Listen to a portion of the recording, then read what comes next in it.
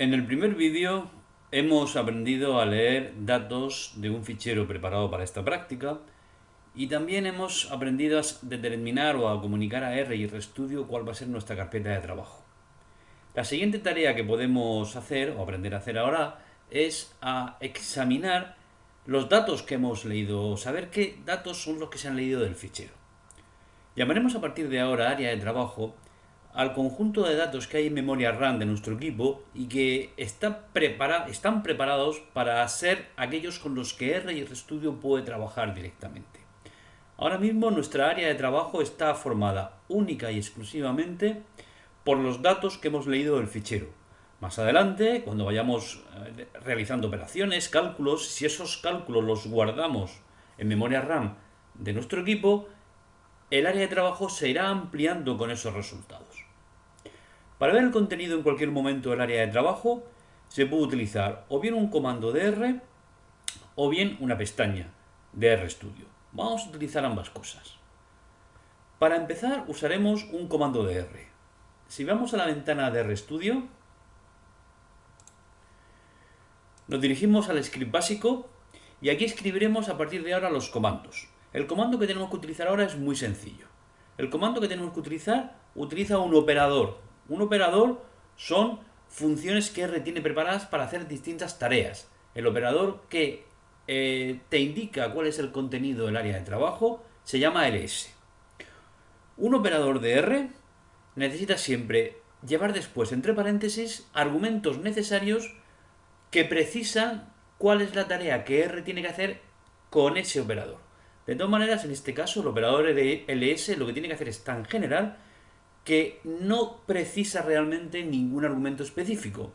Por eso la orden correcta para utilizar ls ahora mismo para lo que queremos usarlo es sencillamente la que hay escrita ya en el script básico. ls seguida de dos paréntesis sin ningún contenido. Cuando ya tenemos la orden escrita, nos aseguramos de que el cursor sigue en esa línea y bien presionando al mismo tiempo los botones Control Enter o bien presionando el botón Run, esa orden se ejecutará. Si procedemos así, le damos por ejemplo al botón Run, esa orden se ejecuta y todo el resultado y todo el proceso aparece descrito en la ventana de consola. Si nos dirigimos ahora a la ventana de consola, veremos que la orden que hemos ejecutado aparece escrita. Y sobre todo, lo que es más importante, debajo de ella aparece el resultado. Y el resultado es la lista de los conjuntos de datos que hemos leído del fichero. Como vemos, es una lista compuesta de 6 conjuntos. Esta misma información se puede ver también de manera quizá más directa y sencilla en la pestaña Environment de R y RStudio. Esta de aquí.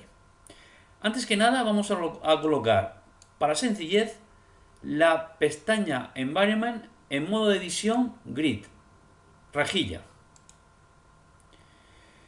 Una vez colocado en esta forma de ver los resultados, interpretar la pestaña es muy sencilla.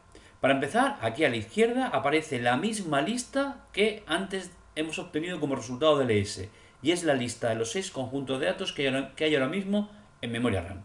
El resto de la información ya lo iremos interpretando más adelante. Lo siguiente que vamos a hacer es, de cada uno de los conjuntos de datos que componen el área de trabajo, ver el contenido que cada uno tiene, el contenido individual de cada uno de ellos. Empezaremos con beneficios. Para ver su contenido individual, escribimos su nombre en el script básico y ejecutamos esa orden con el botón Run. El resultado aparece de nuevo en la consola de R. Vemos que aparece el nombre del conjunto de datos, la orden realmente, la orden que hemos escrito, y después el resultado, que son 137 números, los 137 datos que componen a beneficios. No nos especifican, pero deben ser 137 beneficios, pues quizá de 137 empresas. Que no nos despiste el hecho de que R y RStudio muestra esos datos en diferentes líneas. Realmente estos datos internamente en memoria no son más que un conjunto longitudinal de 137 datos puestos unos al lado de otro. Son un vector de 137 datos. Lo que ocurre es que como no caben en una sola línea, RStudio al mostrarlo se ve obligado a dividirlos en varias líneas y por eso aparecen distribuidos de esa manera, pero no es la distribución interna en memoria. La distribución interna en memoria no es más que en un vector de 137 datos consecutivos. Cuando tiene que dividir en varias líneas una salida como esta, R y RStudio muestran estos números de ayuda que te van indicando aproximadamente el número de orden del dato correspondiente. Por ejemplo, este dato, el 908, este 25 que hay junto a él, indica que este es el dato 25º dentro del conjunto de todos los datos que componen a beneficios. Escribamos el nombre de otro conjunto de datos. Hay uno que se llamaba escritores clásicos. Atentos porque el nombre hay que escribirlo literalmente como hemos visto que salía de resultados de ls o como hemos visto aquí en la pestaña Environment que se escribía. Y ese nombre incluye un punto entre las dos palabras, escritores y clásicos. Bien, pues la orden ahora estará compuesta de esos caracteres y para ejecutarla no hay más que ejecutar o presionar el botón Run. De nuevo, el resultado en consola se ve es, por un lado se escribe primero la orden que hemos ejecutado y después el resultado, que no es más que una lista ahora bastante más corta de datos, 14 datos, con una característica importante, que la diferencia de beneficios. Ahora los datos son de tipo textual, son nombres, mientras que antes los datos eran de tipo numérico. Eso sí, escritores clásicos es de nuevo un vector de datos, de 14 datos de tipo textual.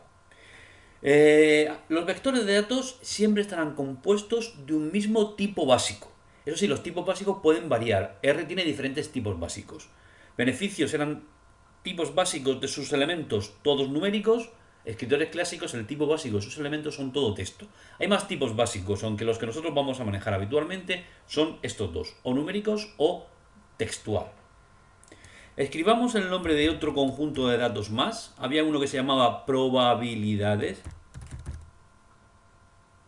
Lo ejecutamos. Y, perdón, lo he escrito mal. Procedo al... Bien, ahora se escribe, es un vector de datos, se escribe su contenido, son solamente 5 datos numéricos, posiblemente 5 probabilidades. Aquí en Environment empezamos a interpretar la información adicional que aparecía, y la información adicional que aparecía, como vemos, es la que hemos obtenido ejecutando también ls y mirando lo que aparecía en consola. Por ejemplo, a la derecha del nombre de cada uno de los conjuntos de datos aparece el tipo de dato básico que lo compone, numérico para beneficios, tipo carácter para escritores clásicos, numérico también para probabilidades. Aquí aparece el número de elementos que compone a cada uno de esos conjuntos de datos, aquí aparece su tamaño en memoria, y aquí alguna información adicional más, como algunos de los datos escritos de forma aproximada, etc. Vamos a ver ahora el contenido de otro conjunto de datos, pero cuya estructura interna es distinta, ya no es un vector de datos. Vamos a ver el contenido de matriz. Escribimos su nombre, ejecutamos run, y vemos en consola los datos que componen a la matriz, pero como vemos ahora, vemos que efectivamente es una matriz. En este caso, los datos internamente en memoria están dispuestos en forma de filas y columnas, y así son mostrados por R en la consola. Finalmente, vamos a ver el contenido de datos biométricos. Atención a la letra mayúscula, a la letra D mayúscula, hay que escribirla así. Con run ejecutamos ahora esta orden, y el contenido también es una matriz. Pero es una matriz con un aspecto distinto a la matriz anterior. En la matriz anterior todos los datos eran del mismo tipo, por cierto, numéricos.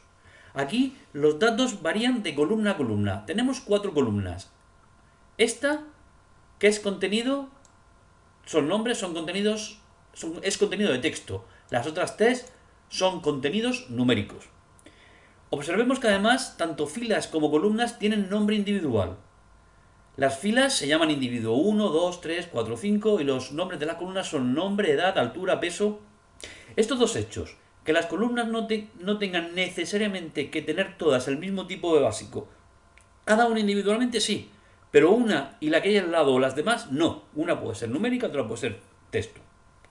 Y el hecho de nombres para filas y columnas son características del dataframe y vienen muy bien, por eso dataframe son el tipo de datos que nosotros vamos a manejar. Los datos que se recogen normalmente en una encuesta estadística, datos recogidos sobre un individuo referidos a cada variable, se distribuyen perfectamente en un data frame. Los datos de cada individuo se colocan en una fila que se puede identificar si queremos para saber a qué individuo corresponden, y los datos de cada variable medida se colocan en la columna correspondiente, de manera que cada columna queda asociada a una variable. El nombre de la columna puede identificar qué variable es. En estos casos los nombres o las variables vemos que son los nombres de personas, su edad, su altura, peso, etc.